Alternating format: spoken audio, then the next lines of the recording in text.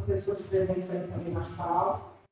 A gente está aqui, né, presencialmente no auditório, hoje, o professor Vitor, os docentes do programa, os discentes, os técnicos, né?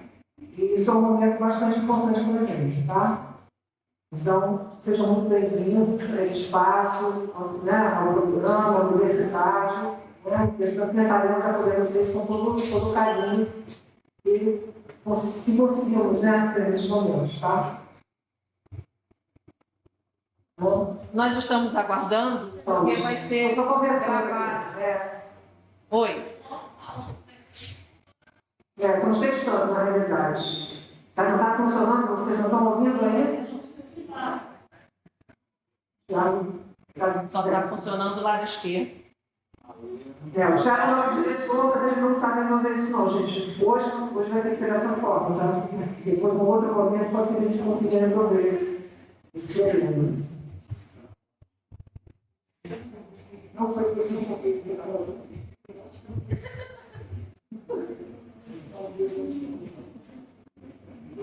Está gravando?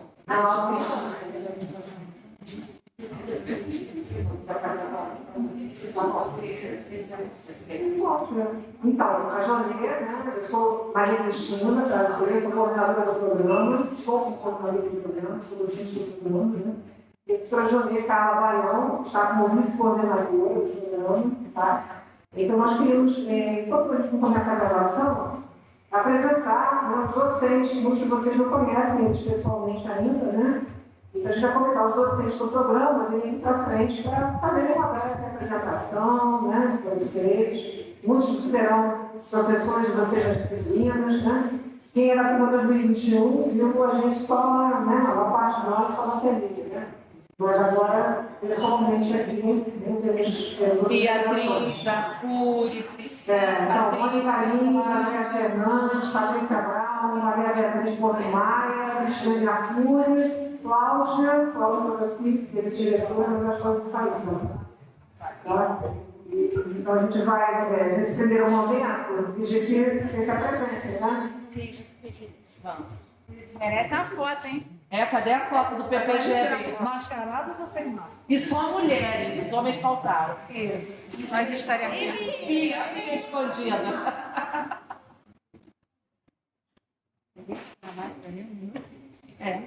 Nossa, para você vai. Com máscara e sem máscara. Não pode nem sorrir. Sorrindo demais. Olho sorridente. Olha o brilho dos meus olhos. Só é para piscar na hora da sua vida. Ok. Então, Obrigada. Daniela, nossa secretária. E fotógrafa nas horas vagas. Agora tira foto. Quem tira foto? Alguém pode tirar foto? tira a tela.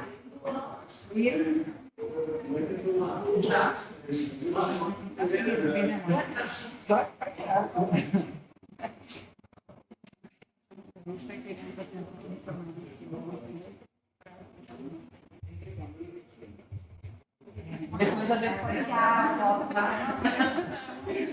Também temos os técnicos que estão auxiliando aqui. Leonardo, Thaís e Michael, tá? São pessoas que nos ajudam bastante com toda a parte de publicidade, cartazes, gravações.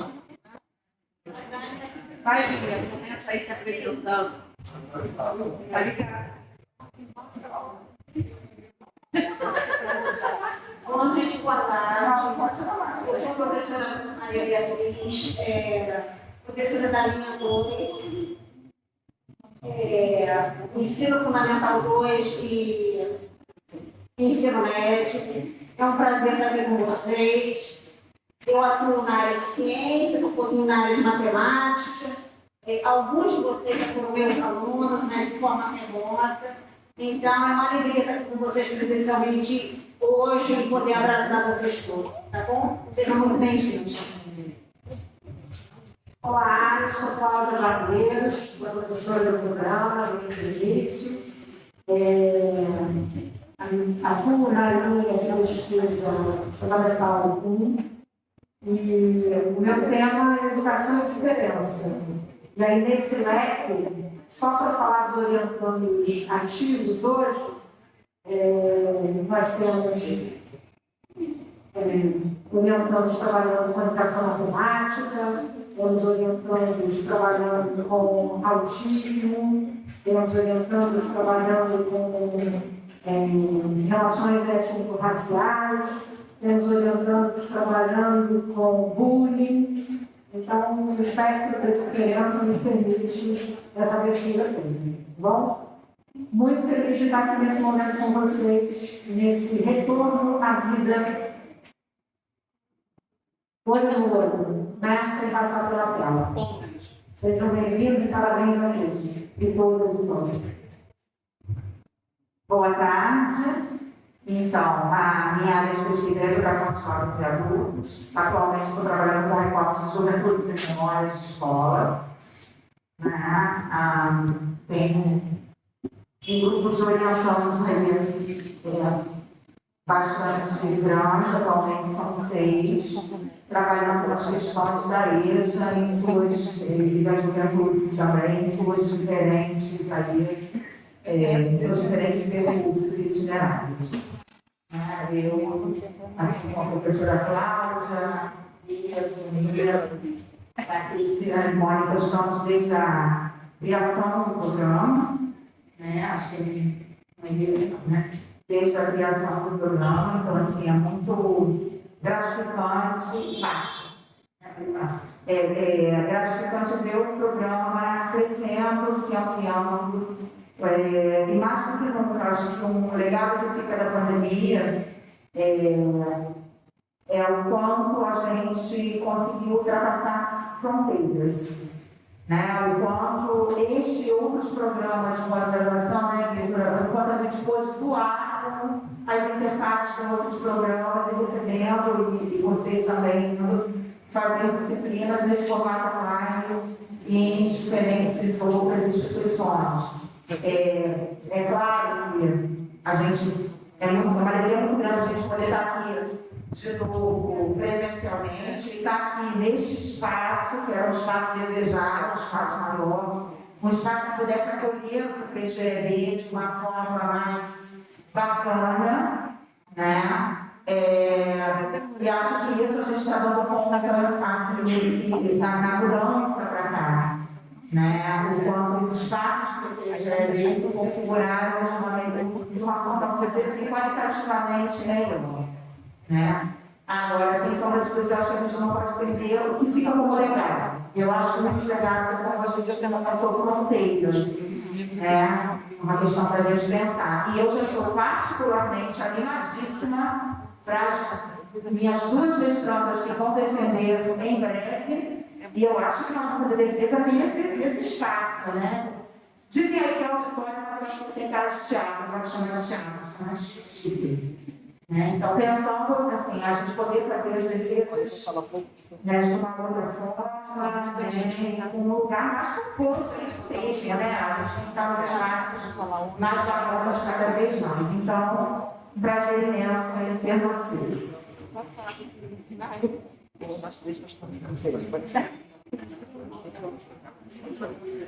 Boa tarde a todos e todas, sou Patrícia.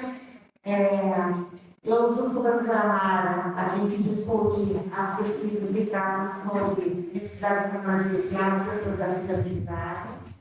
Então, a nossa linha, nosso grupo de pesquisas, associado à linha de ensino fundamental, tem esse foco de investigação, principalmente sobre os processos de aprendizagem, essa relação com o ensino, sobre a didática, sobre as técnicas, instrumentos, e o que fazer para que essa escola se torne um momento de escolarização de ensino.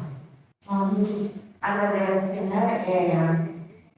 o olhar, a escolha de vocês conversarem aqui conosco, porque, de uma certa forma, embora haja linhas, linha 1, linha 2, vários grupos de pesquisa, a diferença se caracteriza em todos eles, Cada um com foco, todos contribuem para criar a escola, para esse olhar para a escola, para isso que vocês vão fazer aqui.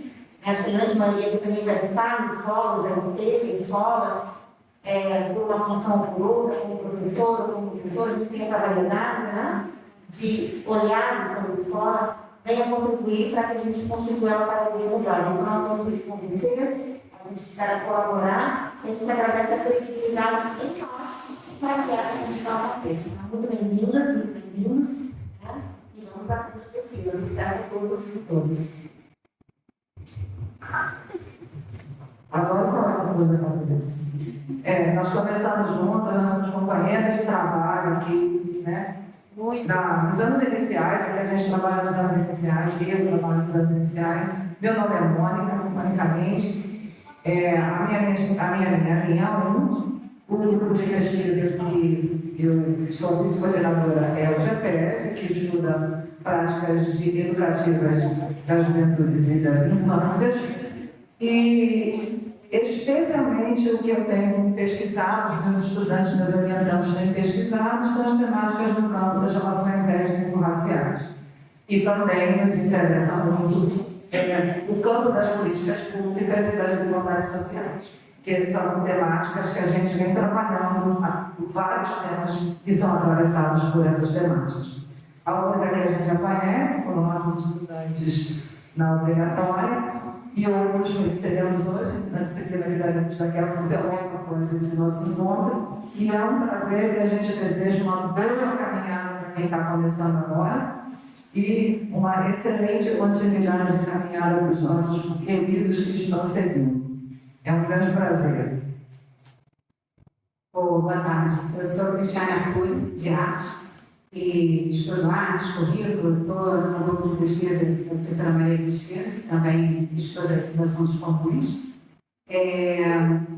Sou mais voltada à linha 2, né, ensino fundamental 2 e ensino médio. Queria dizer que a gente, em breve, se encontrará na disciplina de cotidiano. Eu vou estar junto com a Julie e com a Maria Cristina nessa disciplina de cotidiano agora, no primeiro semestre.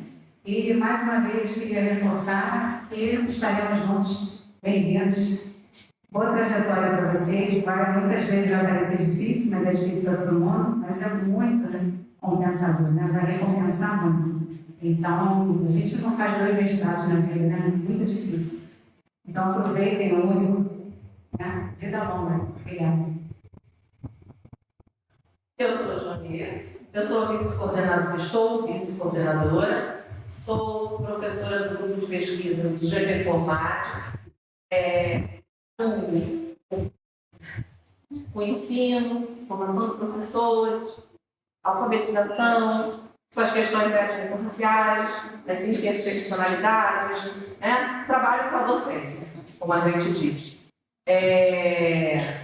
E como disse a Cristiane, primeiro eu dou um verdadeiro abraço de parabéns aos alunos e alunas que estão chegando da turma 22, aos alunos e alunas da turma 21, eu estou conhecendo alguns pessoalmente agora, e repito o que disse Cristiane, não é fácil enfrentar 2 anos de mestrado. Não é fácil. Sejam bem-vindos às noites não dormidas. Bom, gente, vamos começar a fazer a gravação agora, né? Então, acho que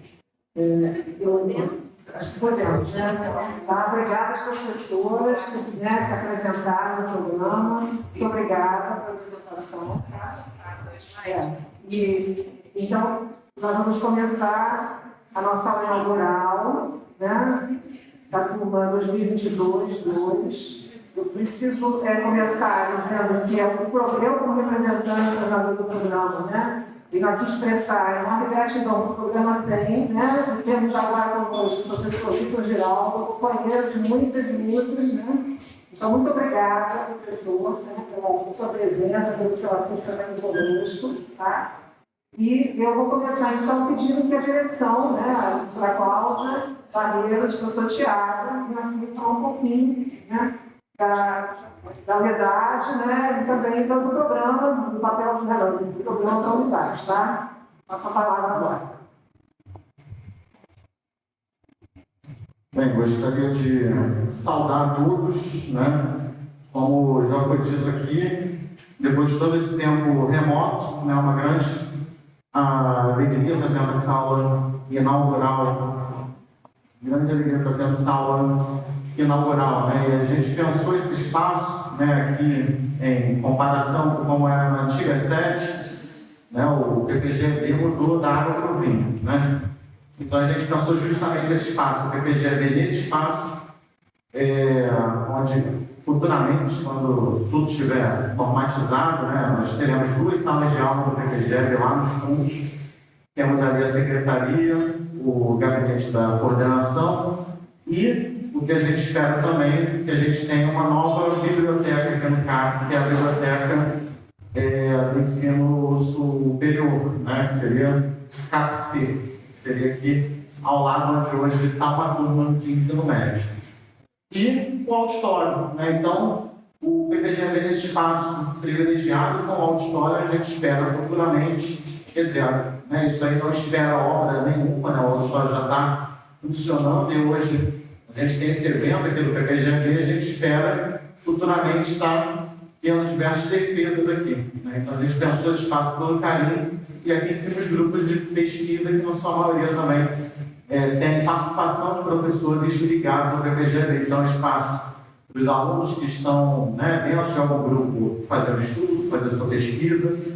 Então é isso que a gente pensou, né, nesse espaço aqui, que é aqui o andar verde, né, aqui no bloco A. Então a gente saúda a todos, né, que todos tenham aí essa boa aula inaugural. Esperamos vê-los aí pelos corredores do CAP ao longo, né, desse semestre, se não enfrentar, ao longo, né, desse que vocês vão fazer no estado. Tá? Então, obrigado a todos. Na frente da câmera. Eu quero dar as boas-vindas agora ao CAP-UERJ, né? Uma unidade acadêmica da Universidade do Estado do Rio de Janeiro, que existe para ser coadjuvante não, para ser companheira dos institutos base na formação de professores e professoras da educação básica. Então, é com essa vocação, né, que o CAP nasceu há 65 anos atrás para formar professores e professoras da educação básica, das mais variadas disciplinas que compõem o currículo básico ou currículo enriquecido da educação básica no nosso país. E foi com essa mesma vocação que nós criamos o programa de pós-graduação em ensino de educação básica, também no CAP-UERJ. Né? Então, nós somos aqui todos professores do programa, professores do CAP, professores da educação básica, né, do CAP, atuando na educação básica, atuando na graduação, na formação inicial de professores, atuando na extensão, na formação continuada dos professores, e foi com essa vocação que a gente criou também esse espaço onde nós nos encontramos com outros colegas, professores, atuantes na educação básica do nosso Estado, para, desse encontro, também fazermos mais esse processo de formação em colaboração, que é o mestrado profissional na área de ensino. Então, bem-vindos ao CAP-UERJ. Aqui é o melhor lugar, né, para receber esse curso e para receber vocês. Parabéns, boa aula. Agradeço a direção e a vice-direção pelas palavras, né, pela saudação dos discentes e docentes servidores da nossa unidade. Tá? E passamos então, né, para a aula. Né? Então, o professor, vamos primeiro fazer uma apresentação do professor Vitor Geraldo. Né? O professor Vitor Geraldo, ele é bacharel em matemática, tem mestrado em matemática pela FRJ, doutorado em matemática também pela COP da FRJ. Ele é docente do curso de licenciatura em matemática e é docente também de 2 programas de pós-graduação. Programa de pós-graduação em ensino de matemática e programa de pós-graduação em educação da FRJ. Vitor também, né, é bastante ativo, né, na produção de conhecimento e pesquisa. Ele é membro do GT, Educação Matemática da ANPED, Associação Nacional, né, de Pesquisa e Educação, Programa de Pós-Graduação e Educação, e também é membro da Sociedade Brasileira de Educação Matemática. E no dia a dia, né, Vitor, a gente tem estado junto aqui, os programas têm estado juntos, né, no workshops e outros eventos também. Então, é com muito prazer que o programa recebe o professor Vitor Geraldo para essa inaugural, né, e por isso eu passo a palavra para ele. Muito obrigada.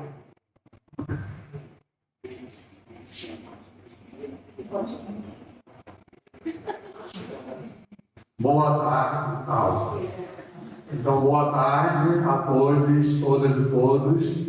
Eu vou pedir licença para tirar a máscara, né? Eu acho que o ambiente está bem arejado, que acho que não tem problema para assim, não prejudicar o som, né? Acho que não faz mal.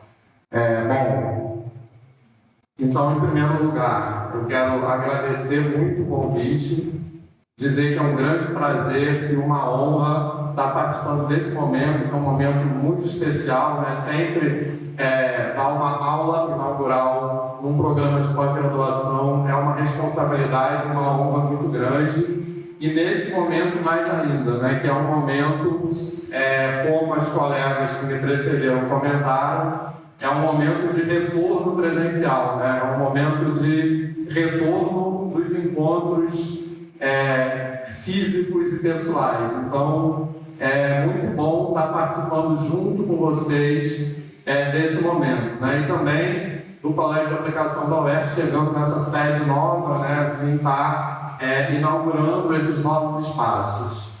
Então, estou muito feliz e muito honrado de estar aqui.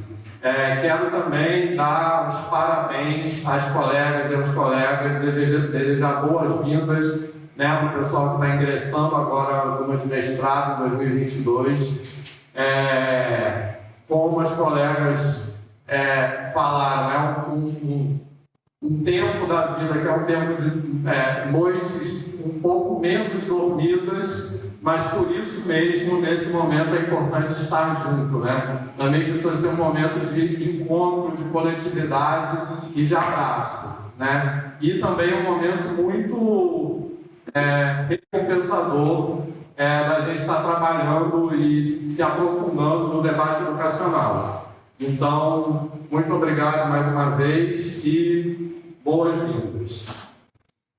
Bem, também quero falar, reforçando a palavra da professora Cláudia, eu acho que é importante dizer que essa instituição, né, o Colégio de Aplicação da UERJ, é um lugar privilegiado para a gente ter um programa de pós-graduação na área da educação, como a professora Cláudia falou. Poucas instituições que têm programa de pós-graduação estrito senso na área da educação têm esse privilégio de ser, ao mesmo tempo, uma instituição de pesquisa e uma instituição na qual as professoras e os professores que são pesquisadores também são professores que atuam na educação básica. Então, isso promove uma articulação que é muito particular e muito potente para o desenvolvimento dessas pesquisas e da pós-graduação. Então, muito bom estar aqui. Bem, e aí, como a Cris, que me apresentou, falou, eu venho da área de matemática, né? Assim, a minha formação inicial, né, a nível de graduação e de pós-graduação, na área de matemática. Na verdade, como a Cris falou, eu acho que diferente da maioria das colegas, dos colegas que estão aqui, eu nem tenho licenciatura, né? Eu nunca dei aula na educação básica, e a minha aproximação com o campo da educação começou a se dar no momento que eu comecei a trabalhar na universidade, né? Assim, então, eu acho que todos nós que trabalhamos, seja na educação básica ou seja na universidade, se nós somos sensíveis o suficiente, passamos por aquele momento, digamos assim, que a gente pode dizer que é um certo choque de realidade, né? Que a gente percebe, por melhor que seja a nossa formação inicial, o quanto há de questões que atravessam a nossa prática, que estão além dessa formação inicial. Então, esse também foi o meu caso na universidade.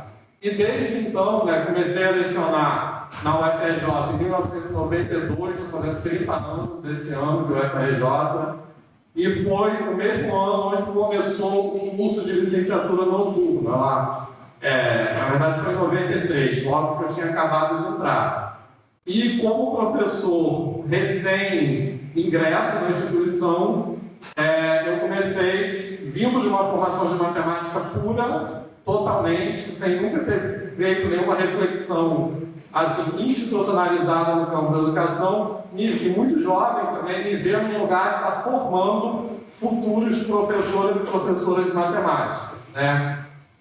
E isso me provocou um deslocamento para um outro caminho, outros caminhos, e nesses deslocamentos eu me encontro até hoje, né? Então, depois disso eu comecei a trabalhar primeiro com o uso de recursos digitais no ensino de matemática, depois com formação de professores e professores que ensinam matemática, e mais recentemente, né, de mais ou menos desde 2016 para cá, no meu grupo de pesquisa, nós temos procurado olhar para a formação de professoras e professores a partir dessa perspectiva decolonial, que é aquilo que eu trouxe para compartilhar com vocês hoje, né? Assim. E uma coisa, né, que eu acho que sobre a qual nós temos que pensar bastante, né? Não sei quantas pessoas aqui são das áreas de matemática ou das áreas ditas exatas, entre aspas, mas, né, porque tem gente de todas as áreas, todas as disciplinas aqui, mas eu acho que uma coisa que nós temos que pensar bastante, eu digo nós que somos oriundos dessas áreas, o que a área de matemática ou das ciências ditas exatas, sempre tem usado essa palavra entre aspas, tem a ver com esse debate decolonial. E é por isso também que eu comecei falando um pouco da minha trajetória, né? Porque essa trajetória, que é feita de deslocamentos sucessivos, também se constitui, esses deslocamentos, né? Eu acho que eles são muito provocados por um olhar para o território, né? E isso que provoca, pelo menos no meu caso, isso que provocou essa preocupação, ou seja, esse deslocamento, esse movimento na direção dessas perspectivas decoloniais. Então eu acho que, vocês podem concordar ou não, mas eu acho que todos nós somos professores e professores quando na nossa formação inicial e no início da nossa prática, por melhor que seja os cursos de licenciatura, esses cursos ainda são marcados por uma ideia que é assim, como se ensinar fosse descobrir a melhor maneira de expor determinado tópico ou determinado conceito, considerando um pouco os contextos dos sujeitos, né? Assim, como se houvesse uma maneira universal de explicar o que é fração, por exemplo, no meu caso, que sou de matemática. Eu acho que as nossas formações ainda são, em grande medida, marcadas, eu acho que tanto nas áreas exatas quanto nas áreas ditas humanas, por essa perspectiva, né? Como se pudesse haver uma educação que se referenciasse só nessa suposta melhor forma de ensinar, sem olhar para os territórios e para os sujeitos. Então, eu acho que é isso que provoca, como eu estava dizendo agora, esse deslocamento para as perspectivas decoloniais. Então, o que eu quero dizer? Acho que não está dando para enxergar direito, não sei. Está dando para enxergar ou está na boca? Acho que é melhor apagar. O som está bom, né? Está na boca. Então, é um pouco isso que eu quero dizer, falando assim, numa primeira aproximação, é isso que eu quero dizer com uma educação outra, né? Então, uma educação que se situa nos territórios e que olha e reconhece esses territórios. Então, por conta disso, eu quero, assim, falando muito rapidamente, né? Eu acho que usar esse termo, acho que agora está bom, né? Tá. Então, eu acho que esse termo que eu estou colocando no título, na minha fala, uma educação outra, né? Porque eu acho que essas reflexões decoloniais nos provocam é que quando nós olhamos para esses territórios que nós habitamos, o que nós precisamos, eu acho que não pode ser descrito por melhorar a educação. A gente precisa de outro sentido de educação mesmo. Então a gente precisa, como professoras e professores, e como pesquisadores e pesquisadores no campo da educação, desaprender muita coisa e reconstruir muita coisa. Então, um pouco isso, eu quero voltar, como eu disse, a falar sobre isso no final, mas é por isso que eu acho importante usar esse termo, uma educação outra. Bom, eu falo pra caramba, né? Talvez tá no primeiro slide ainda, mas enfim. Esse falo só para dizer que esse PowerPoint está razoavelmente grande, talvez eu passe rápido em algumas partes, mas podem obviamente tirar foto à vontade, mas o PowerPoint está com a Cristina, depois pode ser compartilhado, tá? Tem algumas referências aí, enfim. E aí, basicamente, é isso que eu quero compartilhar com vocês hoje, com a ajuda de algumas autoras e alguns autores que eu acho que nos ajudam a pensar nisso, algumas referências, né? Eu quero dizer assim. Então, eu gostaria de começar, pode passar, nesse sentido, né, de para pensar numa educação outra, nós precisamos olhar para o nosso território. Isso é uma coisa que, como eu quero falar em seguida, eu acho que nós fazemos pouco no Brasil, eu quero já voltar a falar sobre isso. Por conta disso, eu quero começar reproduzindo esse texto que está aqui, como vocês estão vendo ali em cima, é uma carta enviada por indígenas dessas duas etnias, Xavante e Meinacu, em 2000, por razão da comemoração, obviamente, que eu estou colocando entre aspas, dos 500 anos do descobrimento do Brasil, também colocando entre aspas, né, por razões que eu acho que são evidentes, porque não é o caso de comemorar um genocídio e nem é o caso de usar a palavra descobrimento para algo que foi uma invasão. Então, eu sei que a letra deve estar pequena, né? Possivelmente vocês não estão conseguindo ler, enfim, mas a razão pela qual nessa apresentação eu fiz questão de colocar o texto dessa carta na íntegra, mesmo sabendo que a letra não seria visível, é que esse texto desapareceu da internet, né? Assim, então, só esse fato desse texto não poder ser encontrado mais na internet já é, por si só, um sintoma dos processos de invisibilização e do racismo estrutural anti-negro e anti-indígena que constituem esses territórios que nós habitamos. Então, é um pouco por isso que eu fiz questão de colocar essa carta na íntegra, como uma forma de não deixar que ela desaparecesse, né? Então, essa carta, ela foi escrita, né, para os presidentes, acho que eu não coloquei aí, para os presidentes do Brasil e de Portugal, na época dessa suposta comemoração do descobrimento, no ano 2000, dos 500 anos do descobrimento, entre aspas, e, na verdade, nós usamos essa carta na tese de doutorado de um aluno meu, né? Nós discutimos com essa carta, que foi defendido em 2017, que é o Diego Marcos, e depois nós voltamos a procurar essa carta e nós não conseguimos encontrar mais.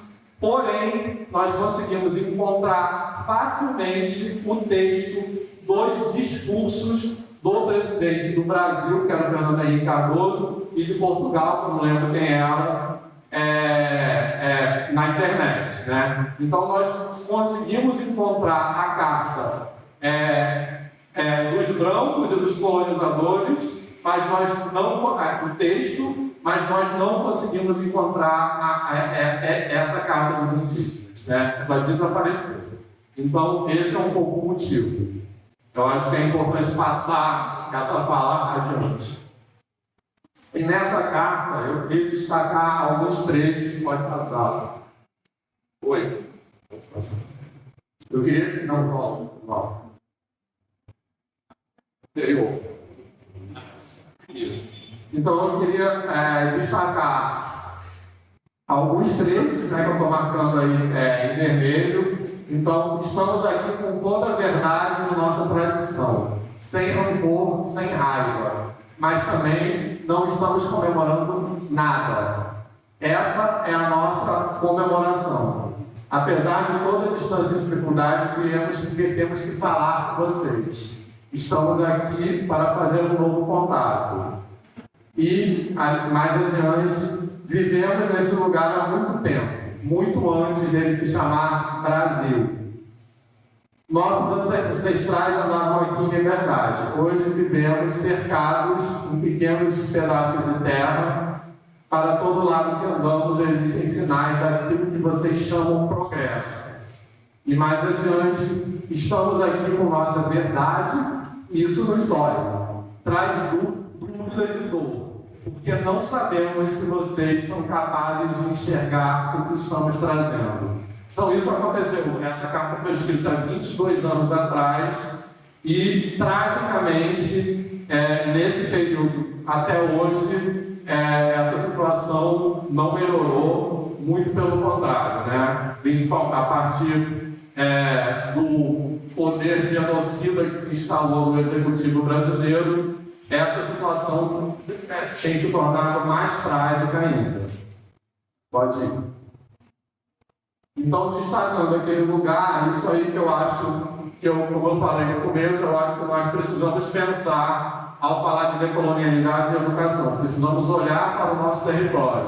Então, como os indígenas dessas etnias estão nos provocando, vivemos nesse lugar há muito tempo, antes dele se chamar Brasil. Então, nós precisamos pensar quando, acho que nos ensina a fala dos povos originários, quando nós pensamos numa educação no Brasil, de que Brasil nós estamos falando. E eu acho que essa disputa por sentido de que Brasil é esse nunca esteve tão evidente quanto nos últimos 4 anos. E esperamos que isso mude em breve, pelo menos um pouco. Pode passar. Então, essas etnias e tantas outras e tantos outros, pode ir, que nos provocam com essa reflexão, que é o que eu quero destacar aqui, de que Brasil nós estamos falando. Pode ir. Então, quando nós falamos de descobrimento no Brasil, o que nós queremos dizer com essa palavra descobrimento? É uma palavra que por muito tempo foi usada na educação básica, nas aulas de história, mas nós estamos falando de um descobrimento, que é uma palavra que indica a ocupação de um espaço vazio, um espaço desprovido de corpos e de saberes e de culturas, ou nós estamos falando, como alguns autores que eu vou citar em seguida falam, de um encobrimento, de uma invisibilização desses corpos e dessas culturas que já estavam naquele território. Então, como a gente está lendo naquela placa, nessa faixa, a América não foi descoberta, foi invadida e saqueada. E também, nós estamos falando de que Brasil, Então eu estou colocando essa foto, porque, como eu falei agora há pouco, eu acho que essa disputa sobre de que Brasil nós estamos falando nunca esteve tão evidente, e a palavra é essa mesmo, que ela até então estava escondida, mas ela se evidenciou desde o golpe de 2016 e, sobretudo, desde a eleição de 2018. Então, esse sentido de Brasil que tem sido apropriado por esse movimento neofascistas e de ultradireita, que se apropriam desses supostos símbolos da pátria, a bandeira, o verde e amarelo, essa camisa da seleção brasileira, para impor um sentido um certo sentido de pátria e um certo sentido de Brasil. E o que nós precisamos pensar para nos colocarmos nesse movimento em direção a uma educação outra é quem são os corpos e quem são as sabedorias que são excluídos desses sentidos de Brasil que têm sido reivindicados e impostos por esses movimentos que se apoderaram, em grande medida, do poder executivo, né, e de sua, enfim, recentemente. Pode ir. Então, nesse Brasil, eu trouxe um contraponto aí a isso, né? Uma foto aqui da Pedra do Sal, né, que é na região da Pequena África, no centro do Rio de Janeiro. Um movimento, quer dizer, uma região do centro do Rio de Janeiro, como todas e todas devem saber, de fundamental importância histórica, né, para a cultura afro-brasileira, né, e para a história da escravização e do tráfico transatlântico. O Rio de Janeiro, né, é o maior porto escravista do mundo, né? Só o Rio de Janeiro recebeu mais pessoas escravizadas do que os Estados Unidos, por exemplo, e isso tem muito a ver com isso que eu quis dizer agora no começo, um olhar para o território. Apesar dessa história, nós habitamos esse território como se isso não tivesse acontecido. Então eu acho que essa foto da Pedra do Sal na Pequena África, ela é muito potente para representar uma desinvisibilização dessa história e também um movimento de resistência, né? Porque esse lugar é um lugar de história, é um lugar que foi palco de violências, mas também foi palco de resistências. Então, um pouco sobre isso.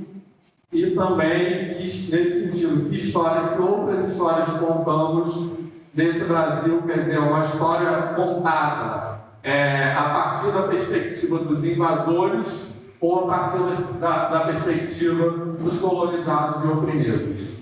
E, pode ir, eu acho que também é muito representativo dessa provocação que outras histórias contamos, né, o samba enredo de Mangueira, do ano de 2019, que fala exatamente, como eu vou colocar em seguida, sobre a história que a história não conta. Né? Então, acho que é importante nessa imagem ter a contraposição mesmo daquelas duas imagens que estão ali em cima, né? Porque a gente tem, nesse enredo de Mangueira de 2019, uma apropriação, uma reapropriação desses supostos símbolos da pátria, né? Então, a Escola de Samba Mangueira, ela reivindica e se apropria desse símbolo da bandeira nacional, muda as suas cores, e a gente pode pensar, a gente pode ser provocado nisso como uma reivindicação de um outro lugar de história, de fala, né? Ou seja, uma outra história a ser contada, né? Então, eu acho que essas duas imagens que eu coloquei ali, as duas imagens em cima, elas representam bem essa pergunta que eu quero dizer: de que Brasil nós estamos falando? Do Brasil, desse sentido de Brasil, que é imposto por aqueles movimentos que estão ali, ou do sentido de Brasil que é reivindicado pela Escola de Samba Mangueira com as cores verde e rosa. Então, essas histórias são histórias de violência, mas também são histórias de resistência. Então, eu coloco aqui também na íntegra também, né, a letra desse samba enredo de Mangueira de 2019, destacando algumas partes, né, assim. Então, ali em cima nós vemos um verso que o livro apagou: desde 1500 tem mais invasão do que descobrimento. Tem sangue retinto pisado atrás do herói emoldurado. E eu quero um país que não está no retrato. Então eu acho que esse samba de Mangueira nos ajuda a pensar nesse olhar para o território, né, a partir do qual nós devemos refletir sobre uma educação outra. E ali também a história que a história não conta e o avesso no mesmo lugar, né? esse verso, o avesso do mesmo lugar, eu acho que ele é muito potente. Ele fala muito com a gente no sentido de olhar esse avesso do mesmo lugar. Eu acho que ele nos provoca, em nossas salas de aula, em nossas práticas docentes, em olhar para aquilo que está ali, mas não é visto. Então, nos ajuda a pensar em nossas práticas docentes o que nós precisamos virar no avesso. Quais são os saberes, por exemplo, que estão atravessando aqueles contextos, que constituem nossa sala de aula, com os estudantes que estão ali e com as nossas próprias histórias, nossos próprios contextos, nossos próprios cotidianos. Quais são os saberes que estão atravessando aquele espaço e aquele tempo, mas que não são, por exemplo, legitimados como currículo. Então, o que está na escola, quer dizer, tem várias coisas que estão atravessando ali, mas o que está ali, esses espaços, esses tempos, mas o que está ali legitimado no lugar de currículo ou não? O que é reconhecido como sabedoria e o que não é reconhecido como conhecimento, como sabedoria. Então, eu acho que esse verso de Mangueira, né, o avesso do mesmo lugar, eu sempre gosto de pensar nele, porque eu acho que ele me ajuda a olhar para aquilo que precisa ser virado do avesso em direção a essa educação outra, né, como eu falei no título da minha fala. E também, eu queria trazer também, falando sobre que histórias contamos. Isso aí é a história do conto, o avesso no mesmo lugar, né? Isso mais ou menos que eu já falei, pode ir. E eu acho que essa foto é muito representativa, né, desse verso também que eu estou destacando, o avesso no mesmo lugar. Aquilo que está ali, mas nós não enxergamos, né? E que nós precisamos virar do avesso nas nossas práticas. Essa foto é uma foto tirada na festa do Ano Novo, na praia de Copacabana, em 2018, né? Ela foi bastante, assim, divulgada na época, não sei se vocês lembram de já ter visto essa foto, né? Ficou bastante, ela provocou muita discussão na época, ela tem várias interpretações, mas uma possível interpretação que eu quero trazer aqui é uma que eu acho que nos ajuda também a pensar sobre isso, que outras histórias contamos, o que está ali, mas não é visto, né? Então, quando nós falamos, inclusive internacionalmente, sobre a festa de Ano Novo na praia de Copacabana, quais são as imagens que vêm à nossa cabeça, né? Assim, a imagem que vem à nossa cabeça é um monte de gente, muitos turistas, vestidos de branco, ali comemorando, e pessoas, em sua maioria, pessoas brancas também, vestidas de branco, ali festejando a chegada do novo ano, mas eu acho que essa foto nos ajuda também a pensar sobre isso. O que está ali, que corpos e que saberes estão naqueles espaços e não são vistos. E também quero trazer esse outro samba aí ao povo em forma de arte, né? Esse samba foi escrito em 1978 nessa escola de samba, Grêmio Recreativo de Arte Negra, escola de samba Quilombo, que foi uma escola de samba assim, fundada por Ney Lopes, Wilson Moreira, Candeia, outros sambistas, que era uma escola de samba não competitiva, né, na época. Era uma escola de samba que não entrava no desfile, na competição, e que tinha um pouco uma posição política de firmar, como o nome está dizendo, a arte negra no Rio de Janeiro. Então, esse samba, né, assim, ao povo em forma de arte, eu acho que ele também nos ajuda muito a pensar sobre isso, né? Pensar numa história que a história não conta, né? Da mesma maneira, quer dizer, de uma maneira semelhante ao que Mangueira nos colocou em 2019, né? Então, como eu disse, eu sou da área de matemática, mas acredito que deve ter pessoas aqui da área de história também. Quem é de história aí? Só? Tá. Beleza. Então, mais uma coisa que a colega pode concordar ou discordar de mim, mas uma coisa que sempre me chamou a atenção na área de história é que a própria subdivisão da história como campo de pesquisa em sub-áreas, essa subdivisão ela é em si eurocêntrica, né? Porque a gente entra na minha universidade, a gente entra lá no site do Instituto de História. Quais são os departamentos que tem lá? É história antiga, medieval, moderna, contemporânea, né, em geral.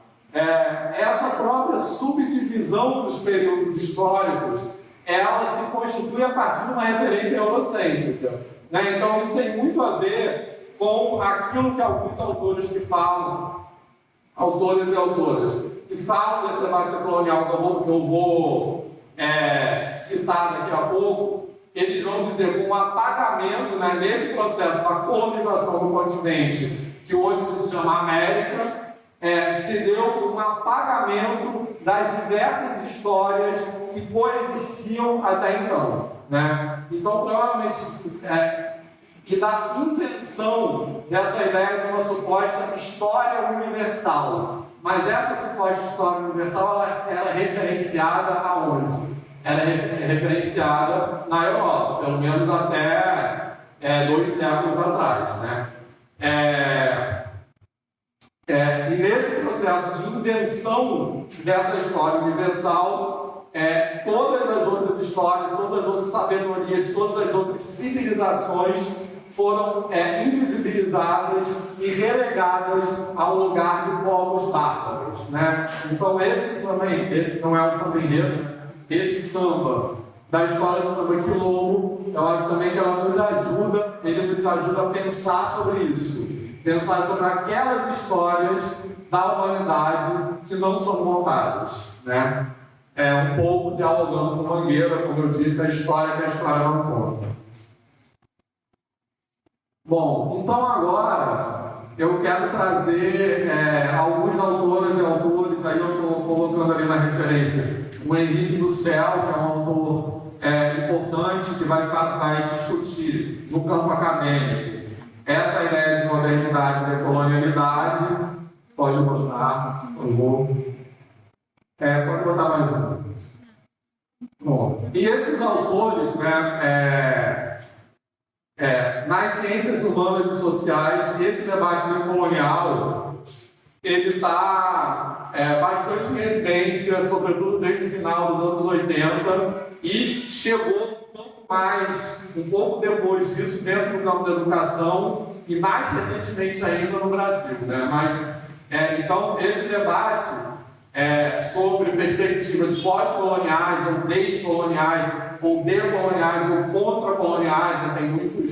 Tem muitos prefixos, né? Tem muitas perspectivas que atravessam esse debate, né, de muitos lugares do mundo, mas eu estou trazendo aqui esse grupo de autores, do qual o Henrique do Céu, que eu estou citando, é bastante representativo.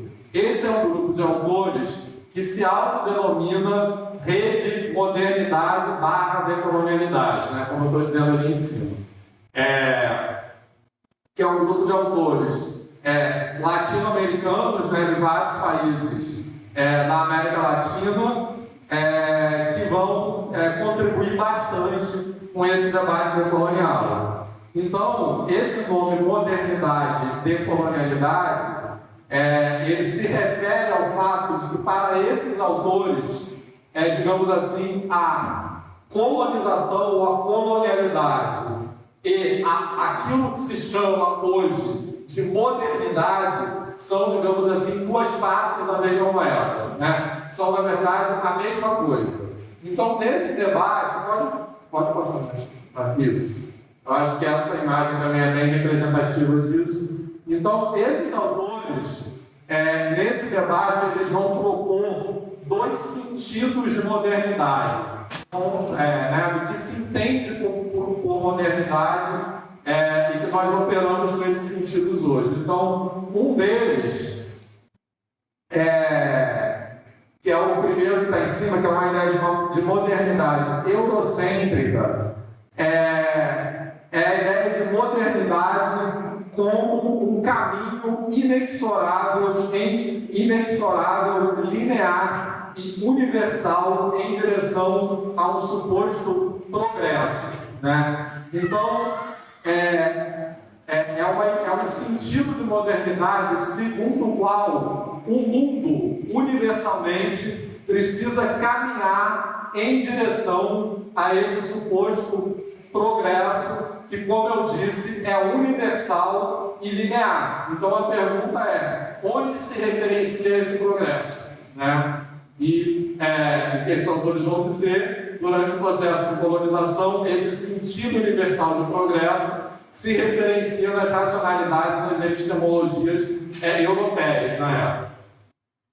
Então, esse sentido de modernidade, ou essa ideia de que é preciso caminhar em direção à modernidade, é preciso promover o progresso no planeta universalmente, foi a ideia que foi usada para justificar todas as violências e todos os genocídios durante o processo de colonização do continente americano e do continente africano. Então, seria uma ideia de que, para se ir em direção ao progresso, ou para se caminhar, para se colocar na modernidade, era preciso tirar os povos bárbaros do seu estado de atraso, né? Então, isso que justificou a escravização dos povos africanos, do genocídio e a escravização dos povos africanos e dos povos originários do continente, que hoje se chama América, né? Então, aqueles eram povos selvagens, atrasados e bárbaros, e era preciso tirá-los do atraso, né?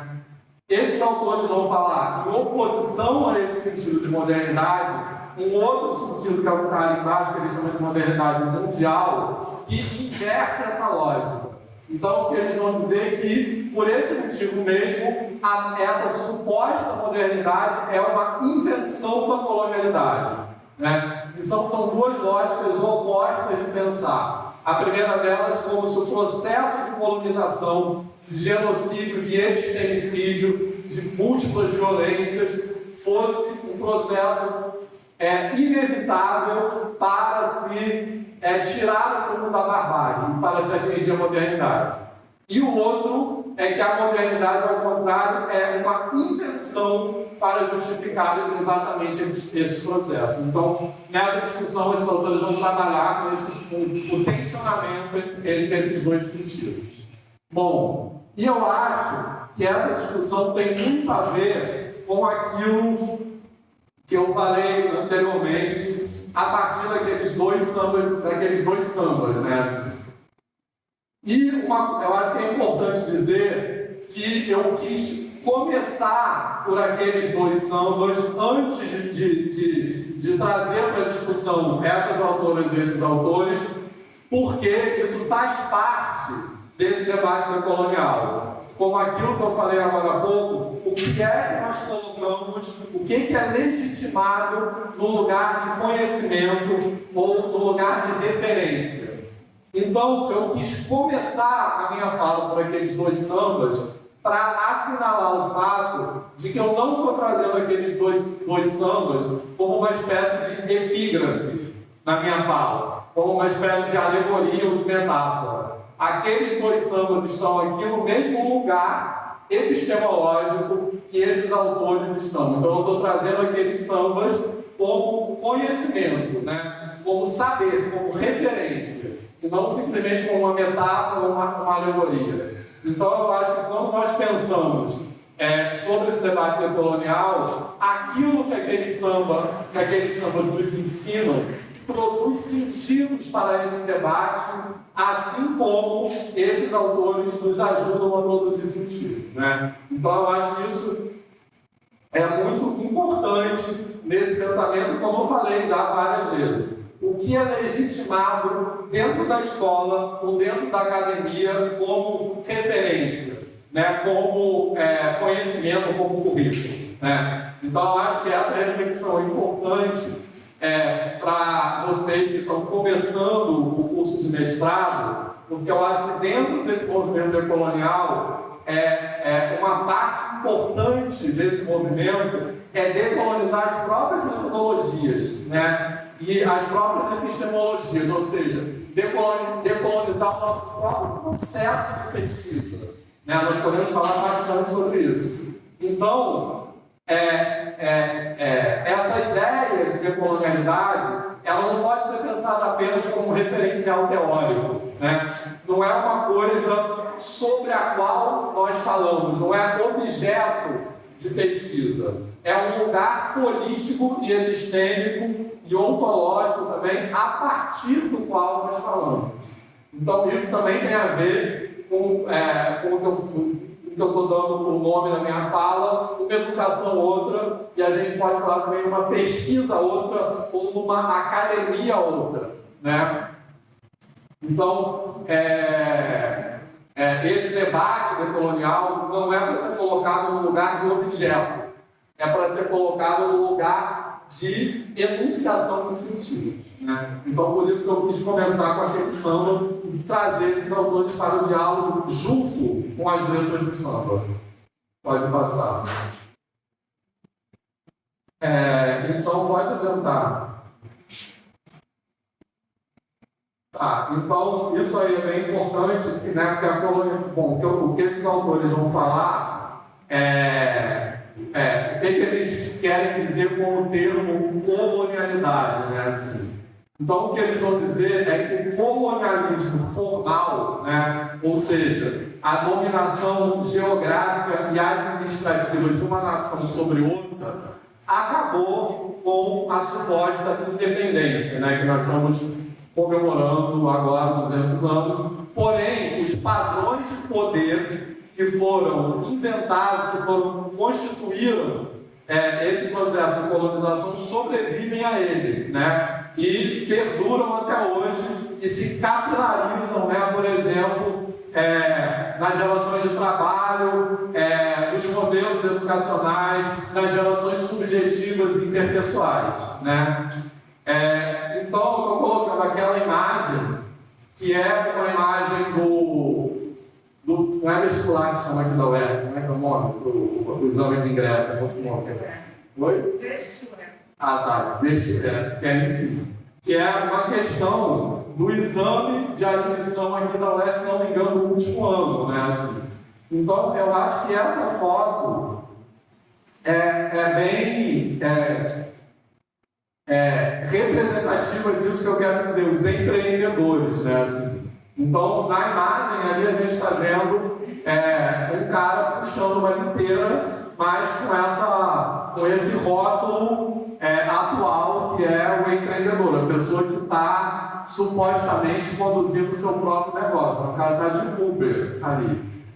Então a gente está vendo o processo de uberização de tudo, né, nesse mundo recente, inclusive da educação, né? Esse processo de uberização, ele é basicamente um processo de precarização do trabalho, né? Que está, então, ele dialoga muito com isso que eu quero dizer, com os padrões de poder que determinam as relações de trabalho que são essencialmente escravistas, né, no mundo de hoje. E eu acho que é importante pensar que essa palavra, né, empreendedorismo, eu acho esse paralelo é muito importante, nos ajuda muito a entender esse território no qual nós vivemos. Porque, percebam só, essa palavra empreendedorismo, hoje, ela virou uma virtude, né? Ela virou algo assim que não é muito, você tem que empreender, você tem que ser empreendedor.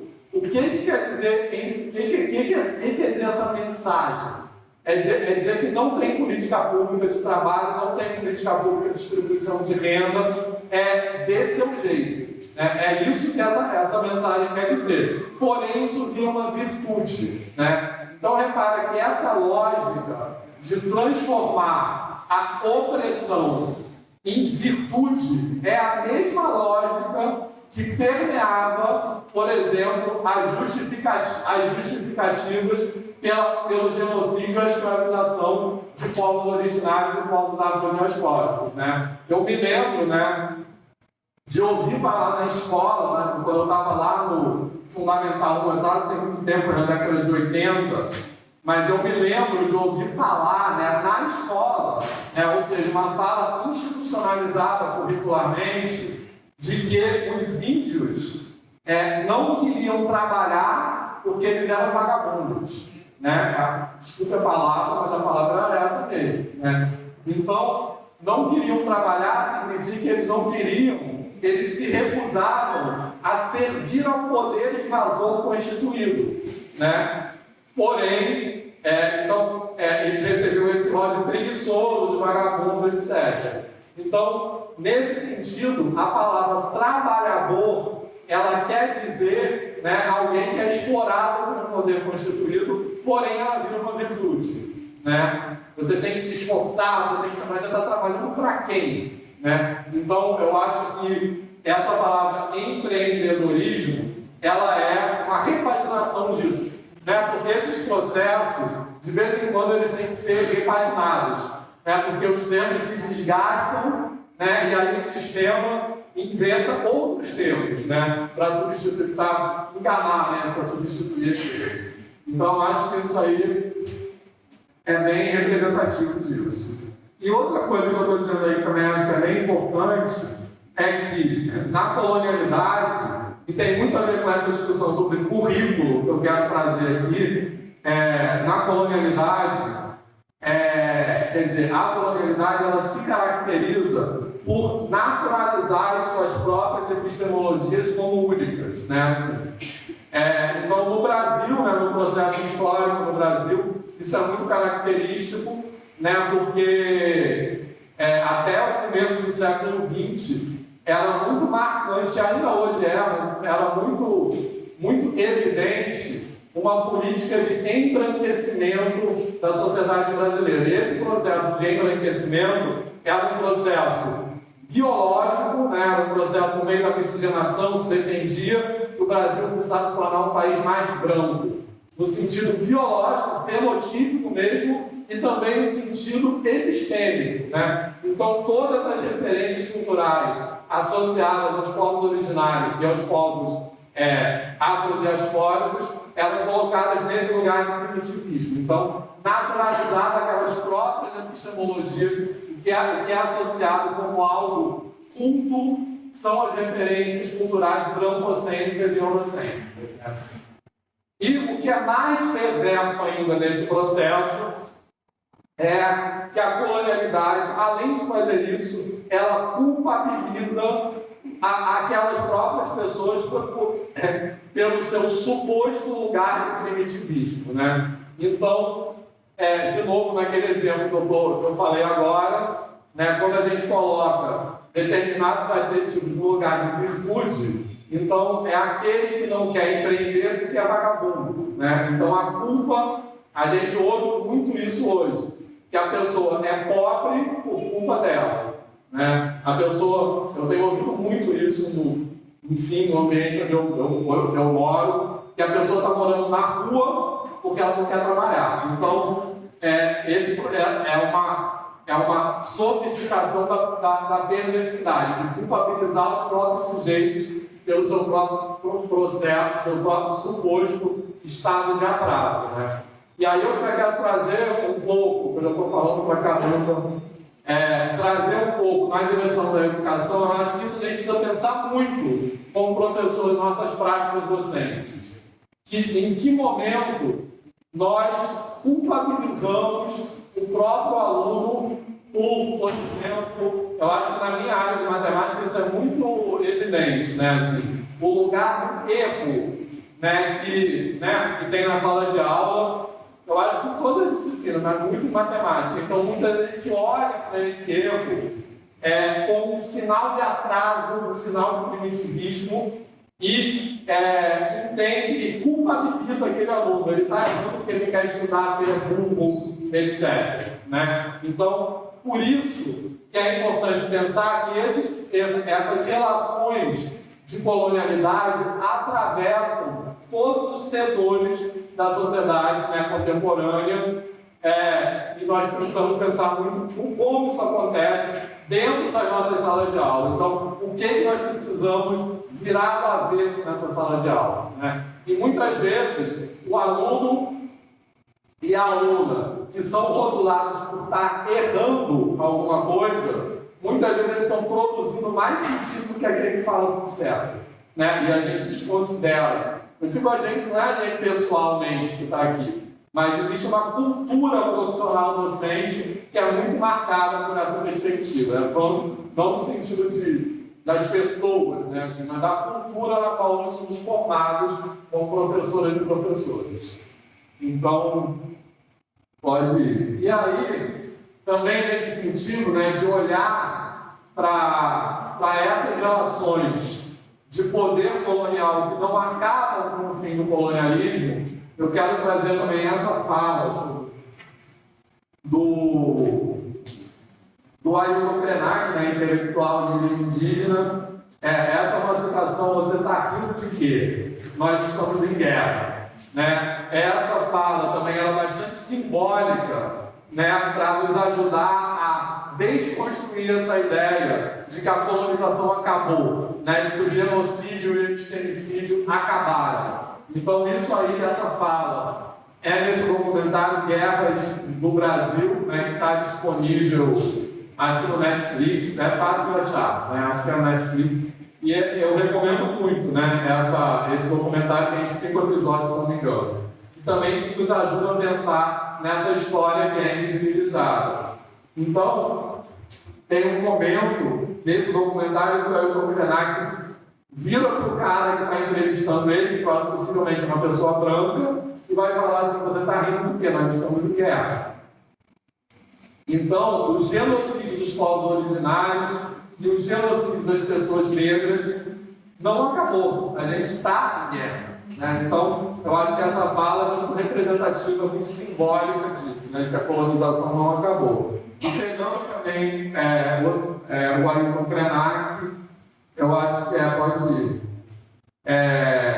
Nesse livro dele, né, que eu acho que é muito importante, também é uma referência importante para pensar sobre isso, 10 para adiar o fim do mundo. Basicamente, o que ele vai dizer, vou falar rápido, porque eu já estou me estendendo muito, o Cris pode me cortar. O que ele vai dizer, basicamente, tem muito. Essa fala dele, né, esse livro dele tem muito a ver com aquilo que eu quero trazer para compartilhar com vocês hoje.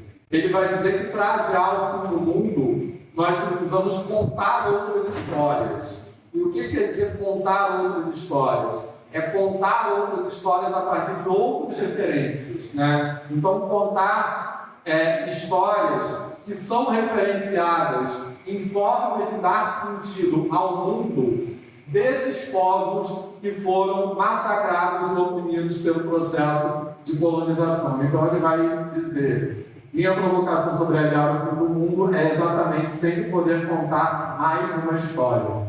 Se pudermos fazer isso, estaremos adiando o fim do mundo. E há centenas de narrativas de povos que estão vivos, contam histórias, cantam, viajam, conversam e nos ensinam mais do que aprendemos nessa humanidade, né? Que ele vai falar ali, ele vai chamar essa humanidade de zumbi. Né? E eu acho que, eu entendo pelo menos, que quando ele fala de humanidade zumbi e quando ele fala de adiar o fim do mundo, eu não entendo isso metaforicamente. Eu acho que é fim do mundo mesmo, é literal. É tipo naquele filme Não Olhe para Cima, né? Essa humanidade zumbi supostamente, nesse movimento em direção ao progresso, ela está caminhando para o fim. Na verdade, nem o fim do mundo, porque o planeta continuará, o fim dela própria, né? O fim da humanidade. Então nós precisamos, né? Eu acho que a decolonialidade é muito isso, nós precisamos ter outras narrativas para dar sentido a esse mundo. Senão nós estamos num processo suicida. Né? E eu acho que isso está muito evidente hoje. Pode ir.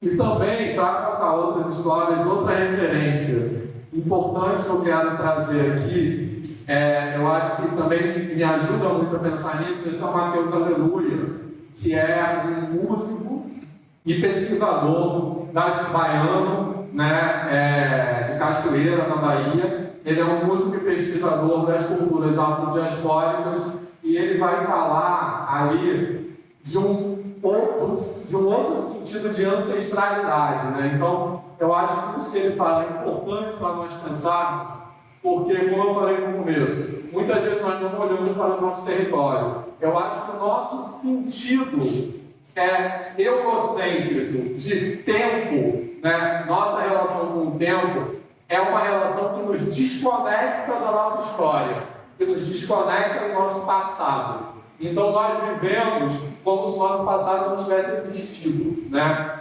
Nós não entendemos o contexto que nós vivemos situado nessa narrativa histórica, e nós não entendemos a nós próprios como sujeitos históricos, né? Dentro dessa história, porque nós nos desconectamos desse passado e nós com isso deixamos de projetar outros futuros, né? Então, essas sabedorias afrodiaspóricas, elas nos ajudam a pensar numa outra relação com o tempo, que é mais circular do que linear, né? Então, é uma relação com o tempo que translada o passado, que não dicotomiza o passado no presente.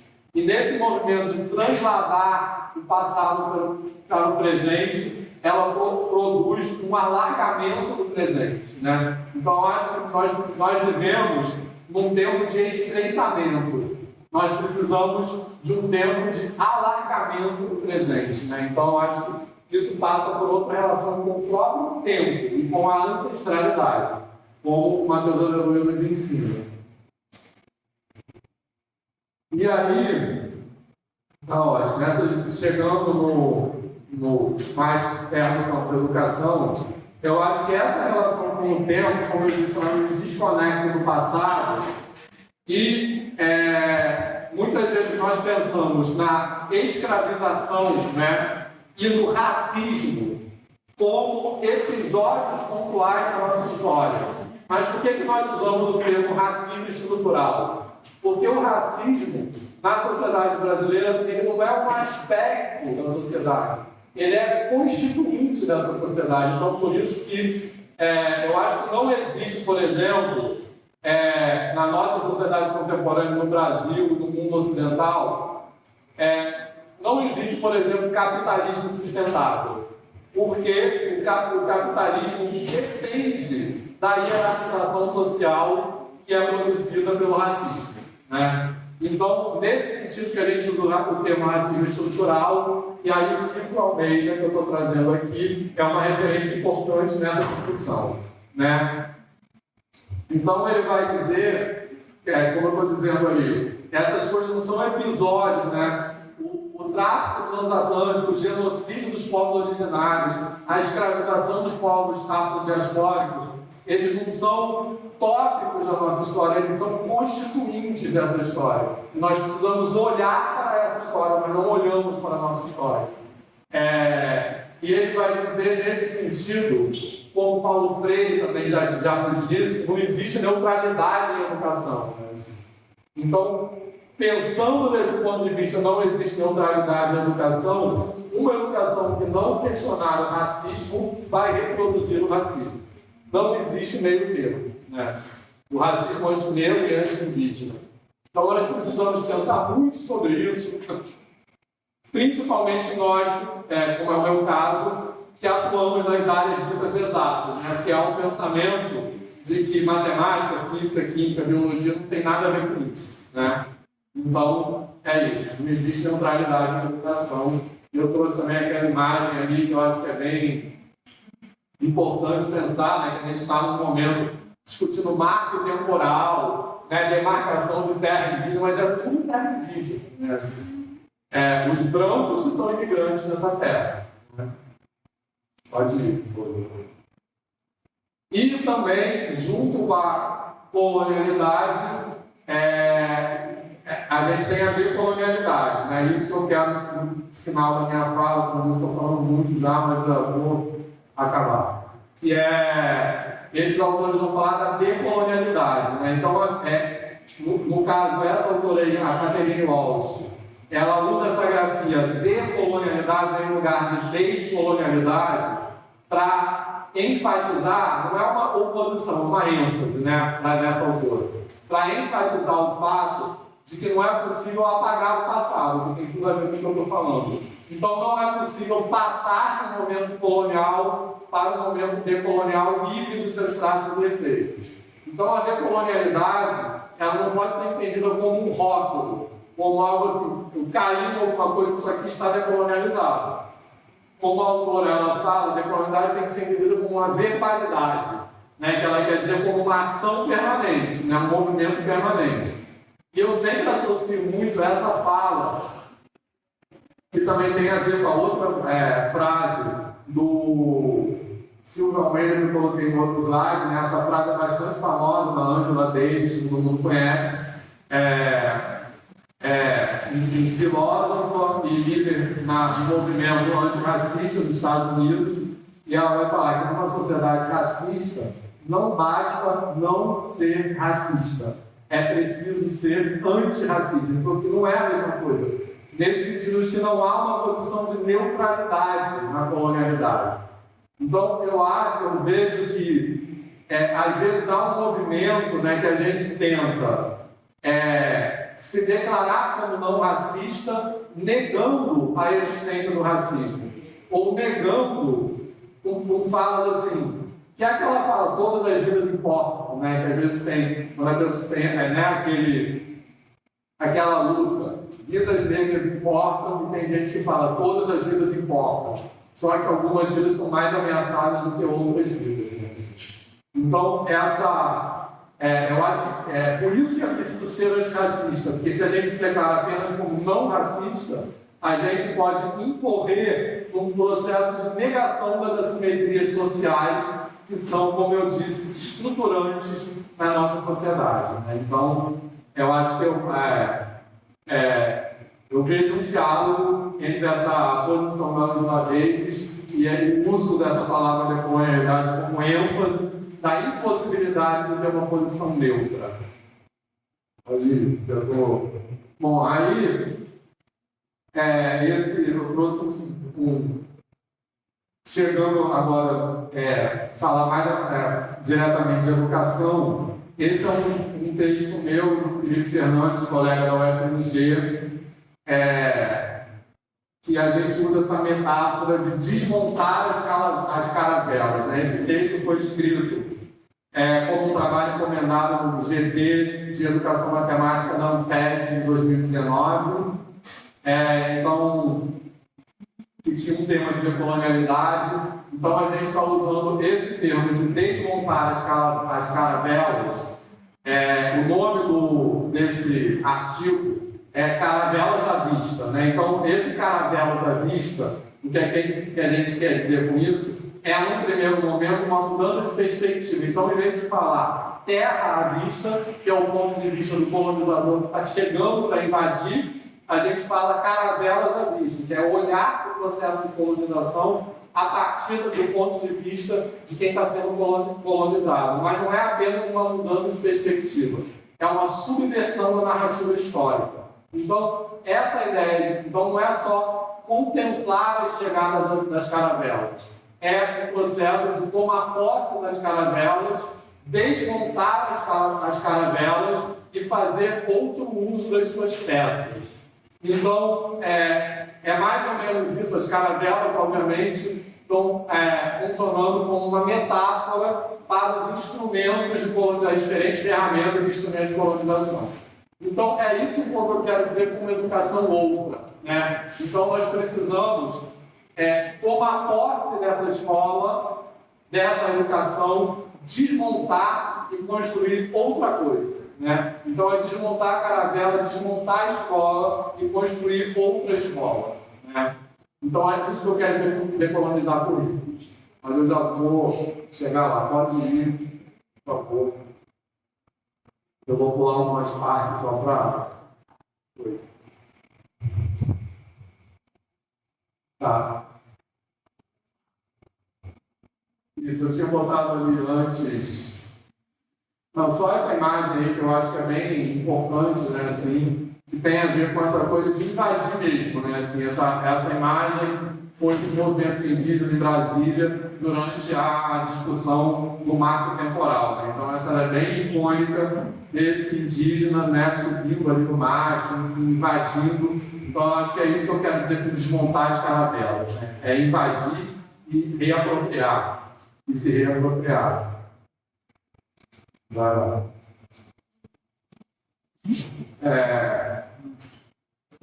Então, às vezes, eu quero dizer para terminar, às vezes a gente pensa em decolonizar currículos como simplesmente mudar os tópicos que compõem esses currículos. Né? Então, por exemplo, a gente vai substituir tópicos curriculares que são identificados como eurocêntricos e colocar no lugar deles tópicos curriculares que são identificados como de referências não eurocêntricas. E o que eu quero dizer aqui é que operar nessa lógica de substituição não é suficiente. Acho que quando a gente fala decolonizar currículo, não é disso que se trata. Né? Primeiro que a gente não vai negar as contribuições, né? A gente não quer correr uma perspectiva negacionista. Né? A gente não quer negar essa ciência que foi construída, né, com referências eurocêntricas, etc. O que a gente quer não é negar a ciência, é negar o seu alegado, a sua alegada posição de neutralidade. Então a gente quer colocar esse conhecimento eurocêntrico, esse conhecimento hegemônico em outra posição política. Né? Além disso, quando a gente opera, então a gente quer politizar a ciência. Eu acho que é isso que a gente precisa fazer hoje, inclusive para adiar o futuro. Né? Porque o que a gente precisa hoje, estou falando de ciência por enquanto, falando dessa ciência identificada como eurocêntrica e hegemônica. Né? Então, o que a gente precisa hoje é uma ciência comprometida com a vida, né? Uma ciência que não atua em favor desses processos de colonização, de dominação global. Além disso, eu acho que se a gente opera, se a gente pensa em decolonização de currículo, simplesmente a partir de uma ideia de substituir um tópico pelo outro, a gente corre um sério risco de colocar esses tópicos não eurocêntricos naquele lugar do exótico. Né? Então, por exemplo, quando a gente discute cultura negra só no 20 de novembro, ou só no mês de novembro, a gente quer discutir as referências culturais afrodiaspóricas o ano inteiro, no currículo inteiro. Né? Então, então, essa lógica de substituição pode produzir um currículo, né, que ainda coloca, né, essas sabedorias nesse lugar de exótico. Então, pode passar. Isso aí eu ia dar um exemplo, mas eu vou pular, depois a gente pode voltar aí, pode ir. Então, para pensar sobre isso, né, porque, terminando agora a minha fala, para pensar e responder a pergunta que eu coloquei no começo, o que nós queremos dizer por decolonizar currículos? Eu acho que para começar a pensar sobre essa pergunta, nós precisamos pensar o que nós queremos dizer por currículo e o que nós queremos dizer por decolonizar. Né? Então, para pensar o que nós queremos dizer por currículo, eu acho que o campo do currículo na educação nos ajuda bastante a pensar sobre isso. Então, não adianta nós substituirmos um tópico, quer dizer, currículo, como a gente sabe, é muito mais que uma lista de coisas. Né? É bem difícil no campo da educação definir currículo, mas a gente precisa superar aqueles sentidos de currículo como lista de coisas. Né?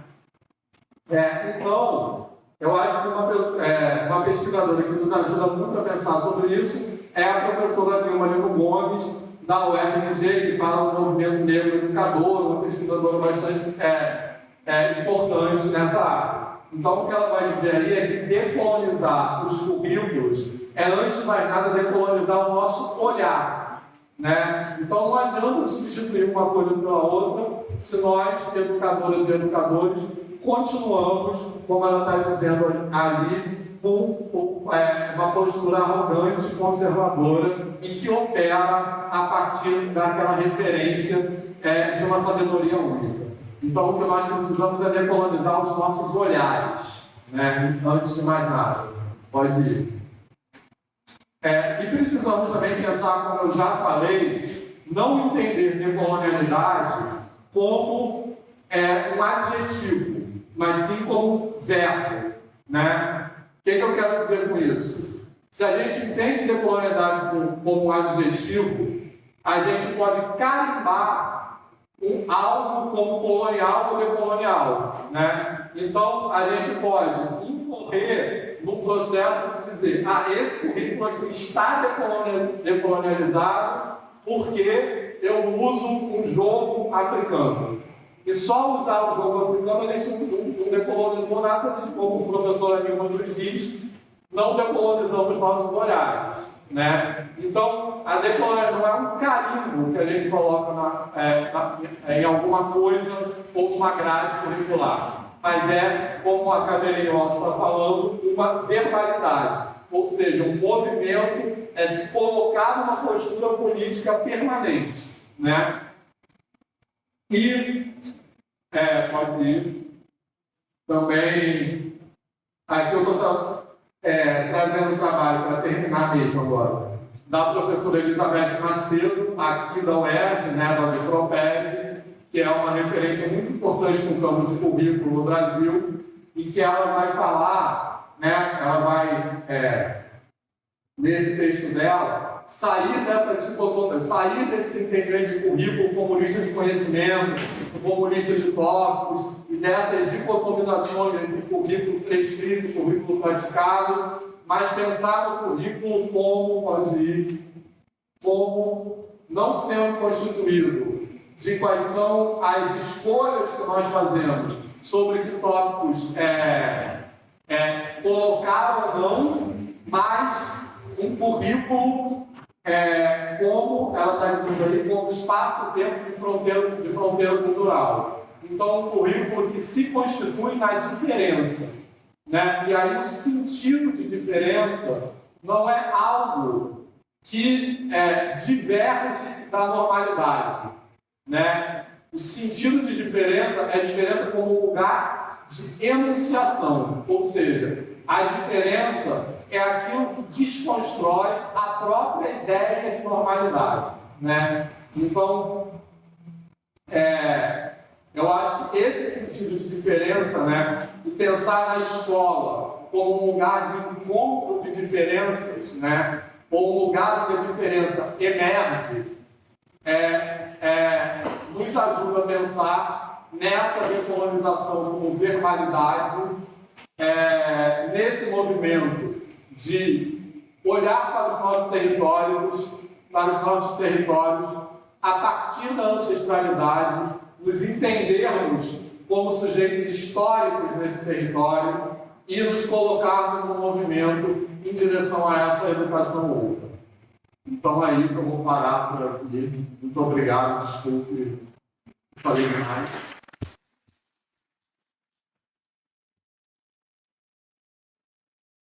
Se alguém... Enfim, temos algum tempo ainda. Vitor, muitíssimo obrigada pelo programa, pela sua excelente aula laboral, tá? Uma grande disposição aqui para conhecer, discutindo essas temáticas. E nós vamos saber